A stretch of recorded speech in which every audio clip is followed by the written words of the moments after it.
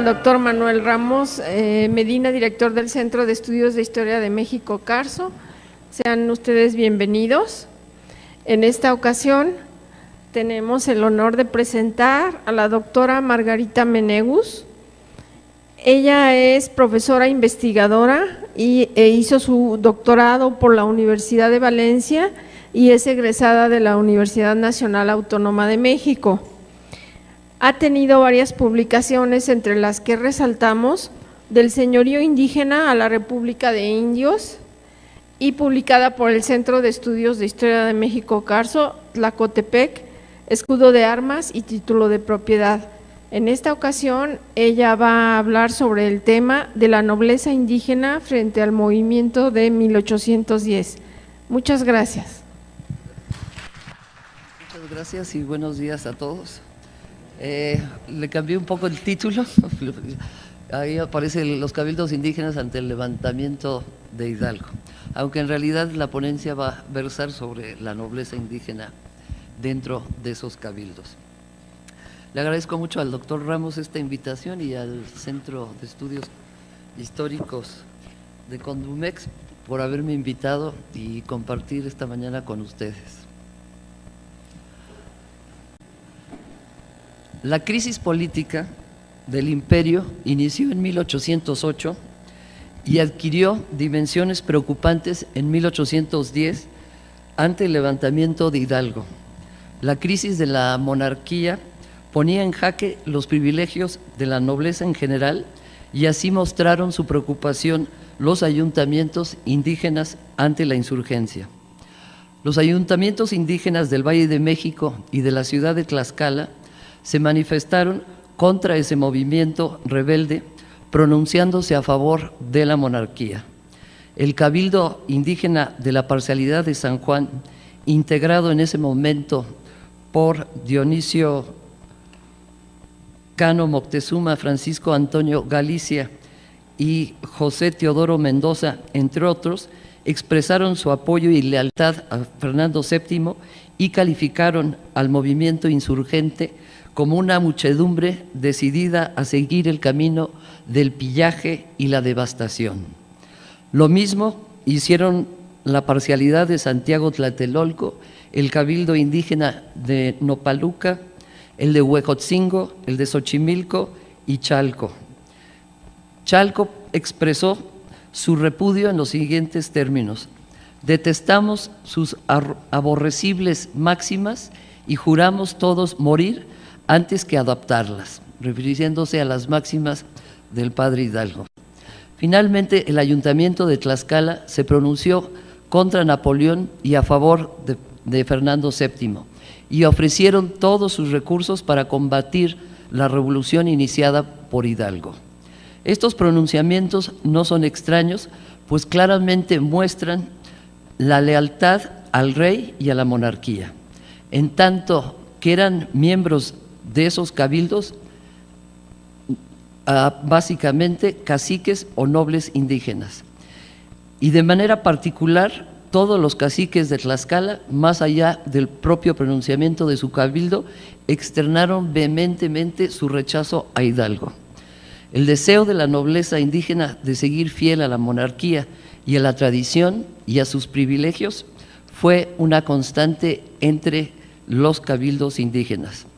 Pero ¿cuáles eran los privilegios que deseaban conservar la nobleza indígena?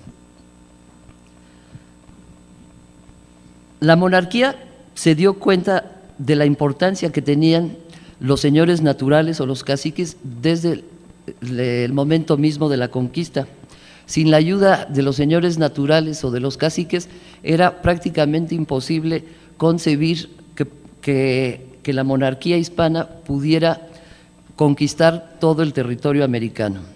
De ahí que Carlos V inmediatamente confirmó a algunos señores en su gobierno y en sus derechos, tratando con ello de mantener a una élite indígena aliada a la monarquía. Para lograr ese fin, el virrey don Antonio de Mendoza, en 1537, decidió formalizar las distinciones dadas a los señores naturales, creando una institución que reflejara un mundo indígena en transición. Y así propuso la creación de la Orden de los Caballeros Tecles. La idea era clara: se buscaba conservar una nobleza indígena equiparable a los hidalgos en España, pero a la vez caballeros indígenas cristianos y leales a la corona. En una carta dirigida a Carlos V, el virrey Mendoza explicó que su intención era la de sustituir la ceremonia de investidura que tradicionalmente en tiempos de su infidelidad los indios hacían a sus tecutli, el cual consistía en ayunos, vejaciones y posteriormente en fiestas diversas. Claramente el objetivo era sustituir una ceremonia considerada pagana y ligada a otro imperio por una nueva simbología acorde con la nueva monarquía. La nueva ceremonia confirmaba la posición social de los señores tecles, sin embargo, proyectaba ya nuevos valores. El juramento que debían prestar los aspirantes decía así: yo, fulano de tal, juro a Dios y a esta cruz y santos evangelios en que pongo mis manos, que seré fiel y bueno cristiano, y perseguiré y destruiré los sacrificios y las idolatrías. Asimismo juro ser fiel y leal vasallo del emperador don Carlos, rey de España, y del príncipe don Felipe, nuestros señores. Y en cuanto en mí fuere, allegaré su bien y apartaré el mal. No consentiré en traición ni en levantamiento en contra su majestad, sino que luego que a mi noticia venga por cualquier vía que sea, lo destruiré y manifestaré a la persona que tuviera en nombre de su majestad el cargo del gobierno de esta tierra. Hecho este juramento, se le respondía al caballero tecle lo siguiente: yo, en nombre de su majestad, hago tecles y mando que os sean guardadas vuestras preeminencias y honras, y que podáis traer en vuestras mantas y ropa de vestir la divisa de su majestad y ponerla y tenerla en su casa y morada. Así, desde el 26 de febrero de 1538, por real cédula, se les confirmó a los señores naturales de la tierra la condición de hijos dalgos. Felipe II convirtió a los señores naturales en nobleza, confiriéndoles los mismos derechos jurídicos que la nobleza española. En la Nueva España, el virrey concedió el título y su escudo de armas correspondiente desde 1530 en adelante. Aquí, en esta imagen, lo que están viendo es uno de los retratos más famosos de los 4 señores de Tlaxcala que conformaban el cabildo indígena de esa ciudad y provincia.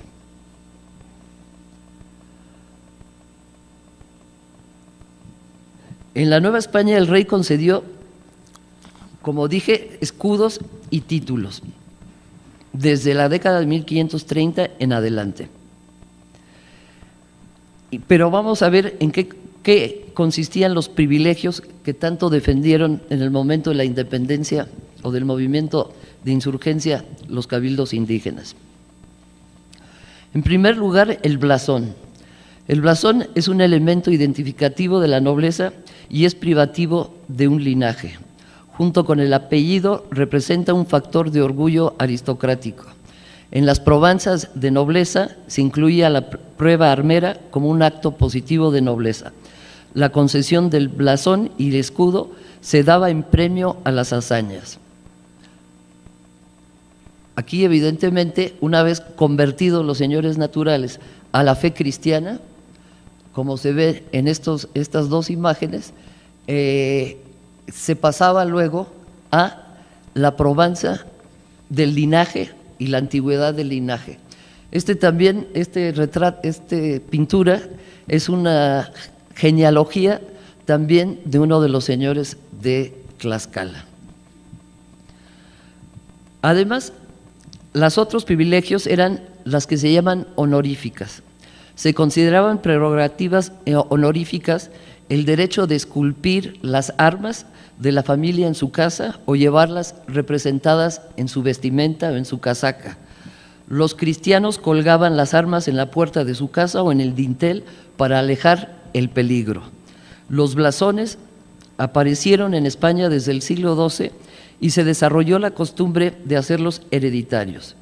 En un principio se pintaban en el escudo y luego se fueron generalizando para lucirlos en las sobrevestimentas de los caballeros, en los arreos de los caballos, en los sellos, y también se plasmaban en sus tumbas.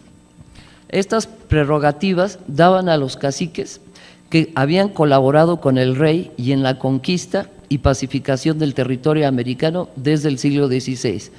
Pero en América se añaden otros elementos propios de la nueva realidad, especialmente la fidelidad al rey y a Dios.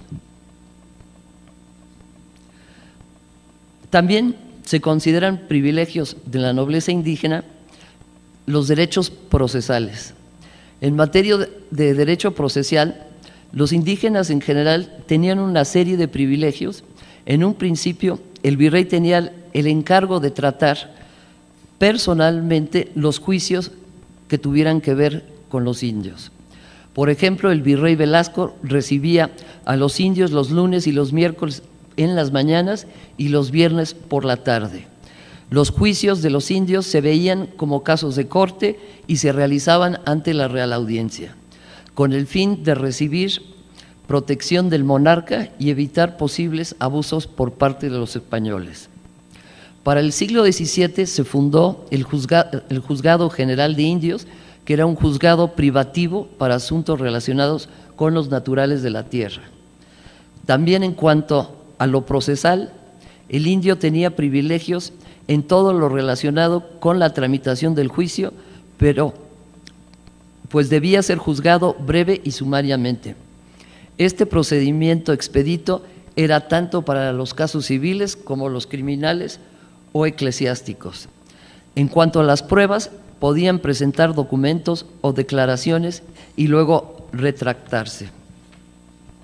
Por otra parte, la nobleza indígena tenía su propio fuero. No podía ser juzgado por jueces ordinarios, sino por sus pares. Y así quedó determinado por una real cédula de Carlos V en 1549, que dice: ningún juez ordinario puede prender cacique ni principal si no fuera por delito grave y cometido durante el tiempo que el juez corregidor o alcalde ejerciera jurisdicción. Otra real cédula de 1558 declaró la competencia exclusiva de las audiencias en asuntos que tuvieran que ver con caciques y cacicazgos. También gozaban de privilegios ocupacionales. En España había ciertos cargos de la administración real reservados exclusivamente para la nobleza, especialmente los de carácter militar, pero también algunos cargos públicos. A este respecto, una cédula de 1696, que fue reiterada un año después, en 97, afirmaba que los indios debían ser preferidos para todos los oficios, así en lo eclesiástico como en lo secular, y admitidos a todos los empleos políticos, gubernativos y de guerra, recibiéndolos también en los colegios y conventos. Sin embargo, esta cédula era extensiva a todos los indios y no era exclusiva para la nobleza indígena.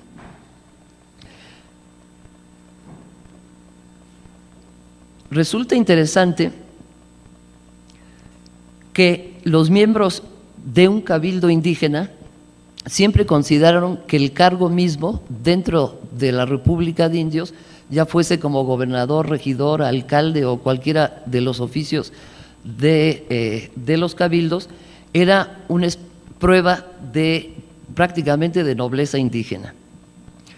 Lo podemos ver estos casos de cómo alegaban el haber sido un pariente o un papá o un primo miembro de un cabildo indígena, un argumento para reforzar linaje y nobleza. Por ejemplo, en las solicitudes que hacían los indios para ingresar a la Real Universidad de México, al momento de matricularse, ponían entre sus méritos el que sus familiares hubieran ocupado un cargo dentro de la República. Por ejemplo, Pascual de los Reyes, un estudiante de gramática en el Colegio de la Compañía de Jesús, en su solicitud ante la Real Universidad, consignó que sus padres y antepasados, cito, son y han sido nobles y han ejercido oficios de república. Y nos dice que solamente las personas nobles podían ocupar dentro de la República de Indios el cargo en cualquiera de los que hubiera. Además, este individuo presentó, para acompañar su solicitud de ingreso a la Real Universidad, un documento en donde se consignaba la limpieza de sangre y afirmó también que su tío había sido gobernador de San Juan y su padre regidor y alcalde. Otro ejemplo lo encontramos en el caso de Pascual Cruz Meneses, en 1704, quien era hijo de los caciques de Ixtapalapa. Él había estudiado en el Colegio de Indios de San Gregorio, en la Ciudad de México, y presentó sus testigos, quienes declararon que su familia eran indios nobles, principales, no plebeyos ni ordinarios, todos descendientes de gente noble que han ocupado puestos honoríficos y que toda su familia también era temerosos de Dios. Como estos casos, hay muchos ejemplos más en donde podemos constatar que los miembros de una república, de un cabildo indígena, se consideraban cargos honoríficos y de nobleza. Otros privilegios que acompañaba la condición de nobleza era el derecho a que se empadronara su nombre en los libros nobiliarios de todas las ciudades del reino. También otro privilegio importante era al momento del entierro, porque tenían derecho a convocar que todos los miembros de su pueblo, de su comunidad o su república, de esa jurisdicción, lo acompañaran hacia el entierro. Y, por supuesto, tenía una ceremonia de cierta pompa y ostentación en el proceso, cosa que se consideraba únicamente un derecho exclusivo para la nobleza. Pero también era exclusivo de la nobleza el poderse enterrar dentro de las iglesias, y porque el común de maseguales o el común de la gente se enterraba en el camposanto, ¿no? en el atrio de la iglesia, y solamente a la nobleza indígena se le permitió enterrarse dentro de la iglesia. Y se calificaba la importancia que tenía un noble indígena por varias razones, por varios elementos que se pueden ver incluso físicamente en las iglesias actualmente. La cercanía del entierro al altar. Entre más cercano estaba el individuo enterrado al altar, era mayor su importancia y preeminencia. Entre más alejado del altar, pues descendía, digamos, en importancia o en escala. Y por lo general, la nobleza indígena fundaba cofradías de los cuales eran patronos. Finalmente, en cuanto a materia fiscal, el privilegio más importante para la nobleza indígena era la exención tributaria. Es decir, si el común de los naturales tenían que pagar tributo, la nobleza indígena estuvo exenta desde el siglo XVI y a lo largo de los 3 siglos de dominación española. Un cacique, el cacique de Tacuba, que se llamaba en el siglo XVIII Cortés Chimalpopoca, decía, además, en una carta en donde explicaba él sus méritos y sus privilegios, que por ser noble indígena no podía ser grabado ni con sisas, ni con ningún tipo de impuesto, ni de ramas, ni cumplir con el repartimiento, ni se le podían imponer a él ni a sus familiares ningún tipo de pensión o contribución, y que todas esas cargas correspondían únicamente a los indios del común. Es decir, efectivamente, que la nobleza indígena estaba absuelta del pago de cualquier tipo de gravamen. Sin embargo, durante las reformas borbónicas en el siglo XVIII, la corona intentó limitar este privilegio incluso dentro de la nobleza. La idea de los Borbones era básicamente que el cacique y su primogénito fueran los únicos exentos del tributo y no toda la familia. Esto causó un gran malestar, particularmente en Tlaxcala, en donde el ayuntamiento se pronunció en contra de esas medidas y formaron un congreso entre nobles tlaxcaltecas, que eran muchos, alrededor de 50, para que se levantara un padrón que fue enviado al rey y que el padrón que fue levantado por el cabildo se buscó que se les confirmaran sus derechos. Y efectivamente, pues así fue.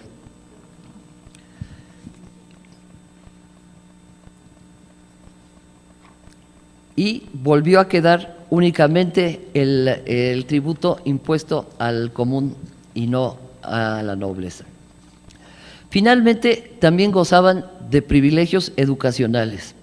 En la Nueva España, para estudiar, no era necesario pertenecer a la nobleza. La universidad había sido fundada en 1551 para que ahí estudiaran los naturales de la tierra, tanto hijos de peninsulares como hijos de indígenas.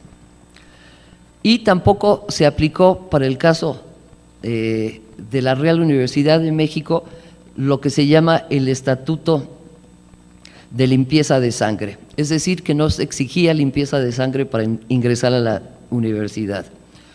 Fueron muy pocas las instituciones novohispanas que exigieron para su ingreso la condición de noble, y estas fueron básicamente el Colegio Mayor de Todos los Santos, el Colegio de Abogados, fundado en el siglo XVIII, y el Convento de Corpus Christi para indias cacicas.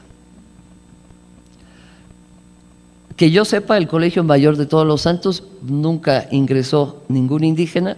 Sin embargo, en el Colegio de Abogados a fines del siglo XVIII sí entró por primera vez un indígena oaxaqueño de la Sierra de Oaxaca, y luego su sobrino, que fue la segunda generación que entró al Colegio de Abogados. Y para comprobar la limpieza de sangre, pues se hacía igual que la limpieza de sangre de los españoles, con las partidas de bautismo de 4 generaciones, donde se analiza que eran cristianos viejos y que no tenían mezcla de sangre. Y mezcla de sangre significaba mezcla de sangre fundamentalmente con negro, mulato, judío, moro, etcétera.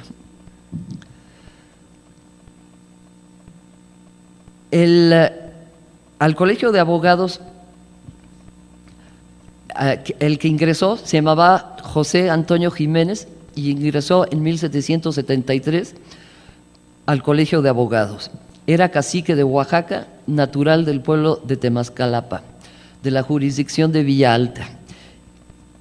La carrera académica de José Antonio fue a todas luces excepcional, pues además de ingresar al colegio de abogados y habiendo sido el primer indio noble que ingresó a ese colegio, también fue el primer indígena noble que se graduó de doctores en leyes, cánones y en teología.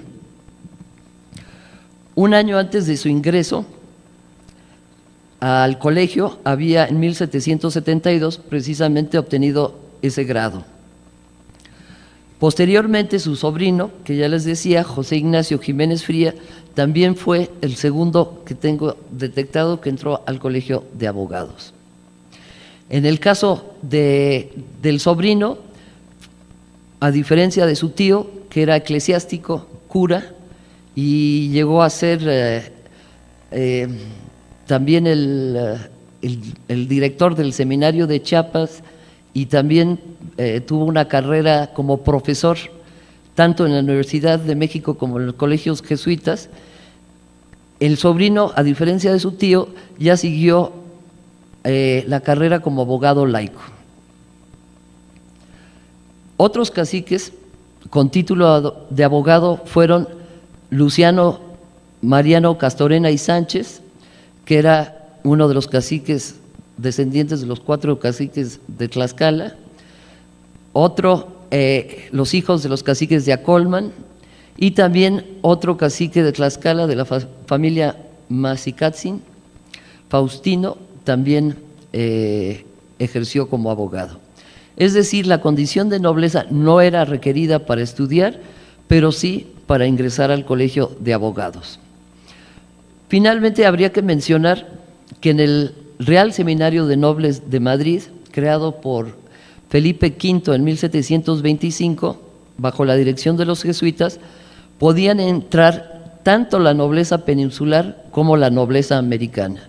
Y en ese caso no había tampoco distinción de raza, tanto era noble el indígena como el criollo.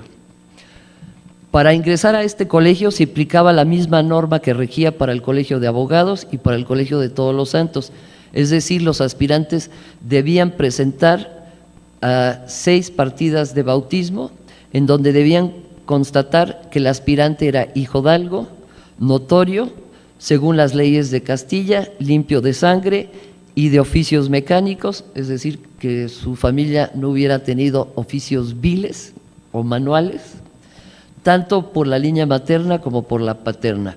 Y para comprobar que no hubieran tenido oficios viles, se citaban por lo general a 12 testigos, tanto para la línea materna como para la paterna. Hasta donde sabemos, ingresó al Real Seminario de Madrid don Juan de Vera Moctezuma Torres y Carvajal y su hermano Vicentes, ambos descendientes de una de las ramas de los Moctezuma, muy probablemente de la familia de Pedro Moctezuma, quien desde finales del 16 y principios del 17 ya radicaban en Cáceres, en Granada y en Cáceres. Y la casa, si no han ido o piensan ir a España, los invito a que vayan a ver la casa de la familia Moctezuma, que sigue con el blasón esculpido en la casa. Y Cáceres es una ciudad señorial, es decir, en donde habitaban nada más nobleza española o indígena americana. Y precisamente hasta el día de hoy pues está la casa de la familia Moctezuma en Cáceres y con sus blasones esculpidos al frente. Posteriormente, en 1791-92, el rey intentó fundar un colegio de nobles americanos en la ciudad de Granada, con el objetivo de que la nobleza criolla, pero también indígena, fuera educada ahí y obtuviera una educación, como dice la Real Cédula Fundacional, una educación civil y literaria que los habilitara para servir útilmente a la Iglesia, a la magistratura, la milicia o otros empleos políticos. Se había fundado por iniciativa de un fraile capuchino, quien le había escrito al rey unos años antes, advirtiendo al rey de los peligros que enfrentaba su imperio en América. Este fraile capuchino se llamaba José de Montealegre y él le advertía al rey que estaba por desquebrajarse el imperio español en América, porque él veía que en las rebeliones que ya se estaban produciendo en la década de 1790, tanto en Colombia como en el Perú, una posible ruptura entre la península y el continente americano. Entonces, este fraile capuchino propuso la fundación del Colegio de Nobles Americanos en Granada precisamente para cohesionar mejor al imperio.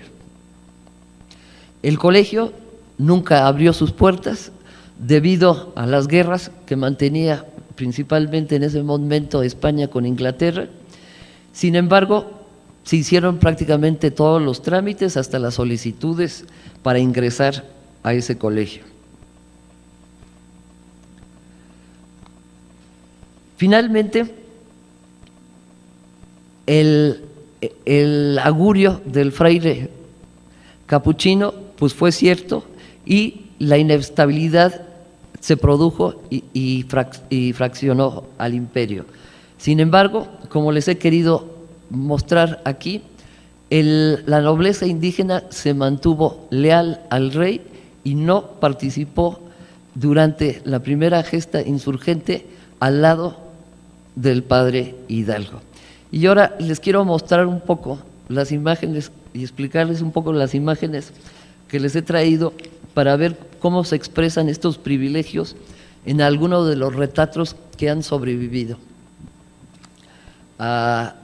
de la nobleza indígena. Este personaje que ven aquí es un cuadro que existe actualmente en el Museo de Lina, en Querétaro, y es el cacique fundador de Querétaro.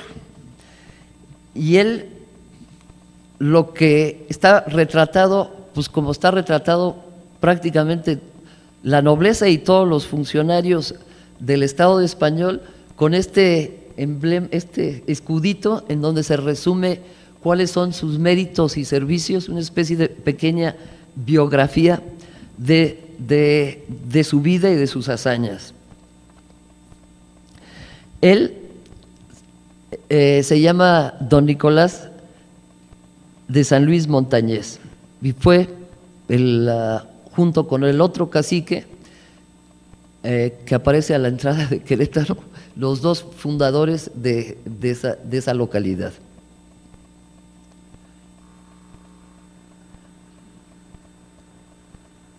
Quiero pasar.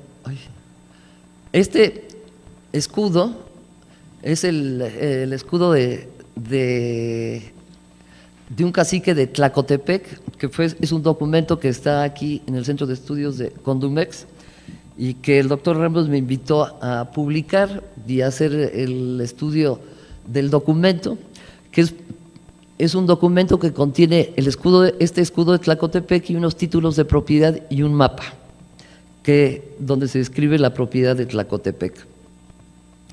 El escudo es del cacique de Tlacotepec, que se llama don Jerónimo, y como en casi todos los casos, los caciques solicitaban al rey, igual que lo hacían los españoles, mediante una carta que se llama comúnmente una relación de méritos y servicios, donde le explicaba al rey en qué ha colaborado a lo largo de su vida en apoyo de la monarquía. Entonces, en esa relación de méritos solicitan, por lo general, el título de cacique, que se lo otorgue el rey, pero también el escudo de armas. Y por lo general el escudo de armas es una propuesta que hace el propio cacique, es decir, el rey lo concede o lo confirma, pero el rey no diseña el escudo. Entonces, este escudo diseñado por el cacique guarda, digamos, la forma de los escudos españoles y también la simbología. Si vemos del lado izquierdo la águila coronada y abajo es un madroño y al lado derecho tenemos una víbora y una casa fuerte. Bueno, el simbolismo del águila coronada y la casa fuerte son elementos que describen la nobleza y el linaje del individuo. O sea, son elementos que retratan su calidad social como noble. El madroño es un ejemplo de la vegetación del lugar. Tlacotepec está en el Valle de Toluca, donde abunda este tipo de árbol. Entonces, de alguna manera, el madroño lo que está representando es el sitio, el lugar geográfico en donde se ubica el cacique y su cacicazgo. Y al centro del escudo está la cruz, que es la cruz que simboliza básicamente, es la cruz de Santiago, perdón, que simboliza pues la lucha de Santiago en contra de los infieles. Entonces, este cacique, como muchos otros que recibieron el título de cacique y escudo de armas, se debe a que precisamente colaboraron con la monarquía en las expediciones que se hicieron desde la década de 1530 en adelante hacia el norte del país para la conquista y pacificación de toda la gran zona norte llamada la zona chichimeca. Entonces, el mérito de este cacique, como de otros muchos que obtuvieron título y escudo a principios del siglo XVI, corresponde a sus hazañas en esta conquista de la frontera chichimeca. Esta es una imagen de un códice, se llama el Códice de Tlatelolco, y aquí este individuo, a diferencia del anterior, que solicita por escrito, siguiendo una forma, digamos, muy tradicional hispana, a través de la relación de méritos y servicios, solicitar su título y su escudo de armas, este personaje, el cacique de Tlatelolco, lo que elaboró para el mismo fin fue un códice. Entonces, el Códice de Tlatelolco lo que demuestra también es los méritos y los servicios que este cacique proporcionó a la corona. Y aquí, en cada uno de los pasajes de este códice, lo que se ve es fundamentalmente una representación de las batallas militares en las cuales participa. Bueno, ahí voy a regresar. Este es otro de los más retratados, evidentemente son los 4 señores de Tlaxcala. Estos también son los 4 señores de Tlaxcala. Y aquí lo que se ve en la simbología, bueno, están ellos retratados abajo, pero arriba lo que está es el escudo de Castilla y León y la corona, ¿no?, de Castilla y León, y lo que cuelga abajo es el toisón de oro. El toisón de oro es una orden nobiliaria hispana y que los señores de Tlaxcala tenían o pertenecían a esta orden caballeresca. ¿Qué más? Bueno, sí, le doy los nombres. Don Vicente Xicoténcatl, que era el señor. Bueno, Tlaxcala es una provincia que nunca fue conquistada por los mexicas, ¿no? Siempre se mantuvo autónoma. A la llegada de los españoles, como ya dije, se aliaron con los españoles, pero prácticamente el territorio prehispánico de Tlaxcala es el mismo que el estado, casi del estado actual. Entonces, desde que se les confirmaron sus privilegios a los 4 señores de Tlaxcala, se confirmó su gobierno sobre toda en la época colonial se llamaba la provincia de Tlaxcala. Entonces, desde la ciudad de Tlaxcala gobernaban los 4 señores, pero cada señor representaba lo que se llama una parcialidad, una fracción de esa provincia. Entonces, el señor Vicente Xicoténcatl era señor de Tizatlán. Don Bartolomé Citlapolpoca era el señor de Quiahuitzlán. Lorenzo Mazicatzin, que es el que luego lo vimos como abogado, sus descendientes, digamos, era el señor de Ocotelulco, y don Gonzalo Tlahuexolotzin Entonces, son esos 4 señores los fundadores originales del Cabildo y del gobierno en Tlaxcala, y uno de los privilegios que les otorga la corona española a los de Tlaxcala es que estos 4 señores y sus descendientes tenían el derecho a gobernar Tlaxcala para siempre. Bueno, y yo creo que con eso termino y pues estoy dispuesta a sus preguntas. Muchas gracias.